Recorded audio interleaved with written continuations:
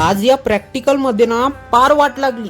असं वाटत होतं की आपण चुकीच्या ब्रांचला आलो का. नमस्कार मित्रांनो, मी प्रथमेश आणि फुल जोशात निघालो कॉलेजसाठी. बरं झालं की पाऊस थांबला, नाही तर प्रथमेश टारपे आज कॉलेजला आलाच नसता. कॉरिडॉर मध्ये एवढी शांतता पाहून तर वाटत होतं की आपण जरा नाही खूप लेट झालोय. पण आपण क्लासमध्ये गेल्याशिवाय हा क्लास सुरू तरी कसा होईल. क्लास संपला आणि हा ओम म्हणते तुझे 10K जरी झाले असन तरी पैसा अपने पास ज्यादा आहे. पैसे जास्त आहे तर कामही जास्त करावं लागेल ना त्या पैशाचं. म्हणून पाहता त्याला नाश्त्याच्या दुकानावर घेऊन आलो. जे आपल्याला पाहिजे होतं ते त्या दुकानात अवेलेबलच नव्हतं. ते म्हणते ना दाणे दाणे पे लिखा है खाने वाले का नाम. सगळे नाश्ता करून राहिले, कोणी चहा पिऊन राहिलं, पण आपण नाही यार. चला शेवटचं प्रॅक्टिकल आहे, त्याच्यात तरी मजा येईन आपल्याला. मॅडम बोलली की आजच्या प्रॅक्टिकल मध्ये फक्त वायराई सोबतच खेळायचं आहे तुम्हाला. पण कशात काय काहीच समजून नाही राहिलं. फुल डोकं जाम झालं. प्रॅक्टिकल खतम झालं आणि असं वाटत होतं की आपण जेल मधूनच सुटलो.